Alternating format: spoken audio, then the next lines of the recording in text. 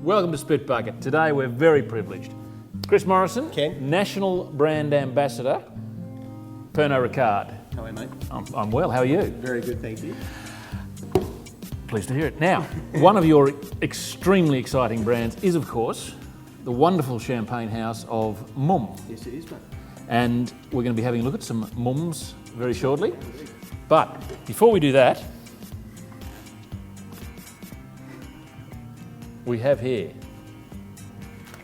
we're just going to try something. We're going to see if we can open this.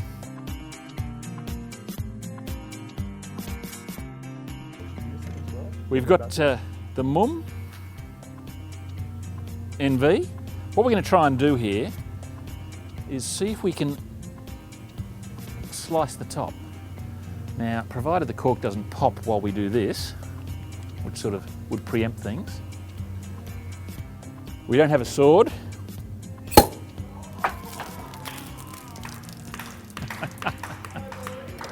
There we go. We're back. Right, we've cleaned up the mess. Now, there's no problem with drinking out of a bottle like this because the pressure inside a champagne bottle forces everything out. There's nothing absolutely. swings or anything. Absolutely. For those of you who are not aware of it, the pressure inside a bottle of champagne is the equivalent to a council bus tyre. True. Really? Would I lie to you? Yeah, a little bit, no. Allow me to give you some glass. Thank you, mate. In the glass, at least. Perfect. Tell us about MUMM. 1827 it was started, founded by three German brothers who came across and basically were wine distributors and wanted to start a champagne business because you can make more money there. It wasn't until around 1854 that George's MUMM took over the company, and that's where we get the GH Mumm that now is on the label. It was around 1874 that Cordon Rouge, so the wine we just tasted now, emerged, and that red sash you see across the front there has pretty much adorned every non-vintage out of the house since that inception date, and it was basically designed around the French legend honneur. It was an award for a French citizen of the service to the state, and it came to represent all the things I guess MUMM stands for now. Okay, because it's a very popular house in France as well. Indeed, it is. It's one of the larger houses. It's one of the larger houses. It varies between being the number one and number two selling champagne in France. Currently, I think we are number one. It's very well known largely, obviously, because of its F1 platform. So we do sponsor the race cars, which you love to see that go round and round. You do tip them over racing drivers whenever you get the... We do. A lot of people don't like to see champagne sprayed on a podium, but it has been great for us to get people aware of the brand and that it's out there again.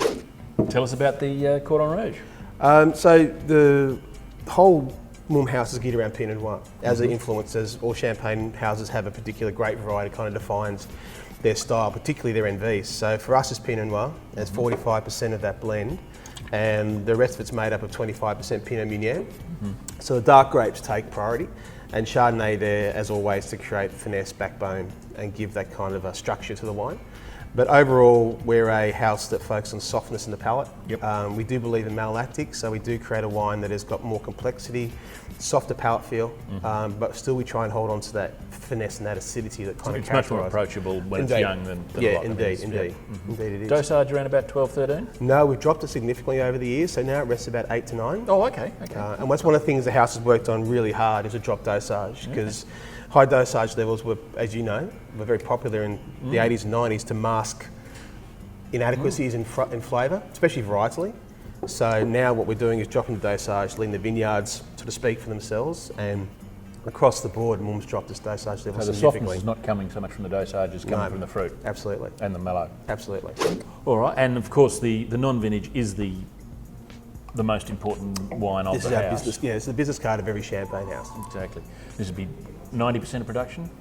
Yeah, around that actually. Aside from Cremant, which is 7 million of our 8 million bottles produced, we're a relatively small winery.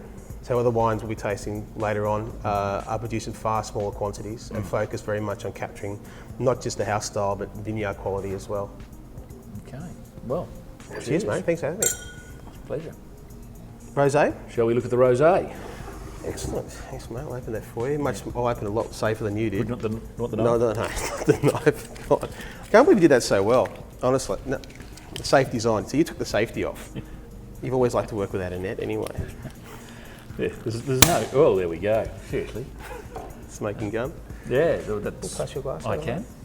There's an old saying, Len Evans always used to say, that when you ease the cork out, it should be like the sigh of a contented woman. Sigh of a contented woman. And he was. I kind of think if they make that sound, you're kind of doing something wrong. I leave that comment entirely to or those around us if that's appropriate. Rosé. Okay, this is a wine for us that I guess if you speak to Didier, our chef de cave, he believes that rosé is drunk with your eyes. So the important thing. Spills a lot, does he? Yeah, absolutely. But he tries to get the colour right. Yep. And the deeper coloured rosés just don't register really well with consumers, we found. In that case, it's made by the addition rather than the skin's contact? Yeah, so we don't use Saunier. We use basically the traditional method, which is blending red and white wines, which as you've correctly alluded to, allows us to guarantee colour regularly. There's champagne houses that use Saunier and some 100%, and they're beautiful wines because they're complex wines. It's a legitimate style, it's just slightly different. Absolutely. So I presume that this is not the Cordon Rouge with... No, the grape... It's a separate blend. It's 60% Pinot, 80% Meunier, and of that 60%... 60% and 80%, so it's 140%. Did I say 60 and 80? Yeah. Okay. I'm not good at maths. I can taste good, You but should me think no it's good the count numbers. if you can find Me no good numbers. No, 60% Pinot Noir, 18. I thought I said 18. Oh, well, you may, maybe it's my Do you hearing. want to turn that on for you? Yeah, please. Tapping, tap. It's lovely, clean, fresh finish, isn't Yeah. it? Sort of florals and strawberries and so With forth. that red wine question, I think that's where they draw a lot of those phenolics in champagne. It gives that kind of mouth-watering sensation as opposed to simply being a fruit and acid profile wine. And that's what makes champagne such a great food wine as well. And people sort of forget that it has great mouthfeel and texture. Absolutely. Small hands. Big heart. Chris Morrison, thank you for coming on board. We're getting you back fairly shortly for the pointy end. Indeed. If you've got any questions for Chris, send them in. We'll pass them on. Any thoughts, comments? Are you enjoying the revival of MUMM? Don't keep mum about it. Please. Oh, really? Seriously? Wow, we can that's cut that. bad. Yeah, we can cut that. Just remember, we spit so you don't have to. Well, he doesn't. Thank you.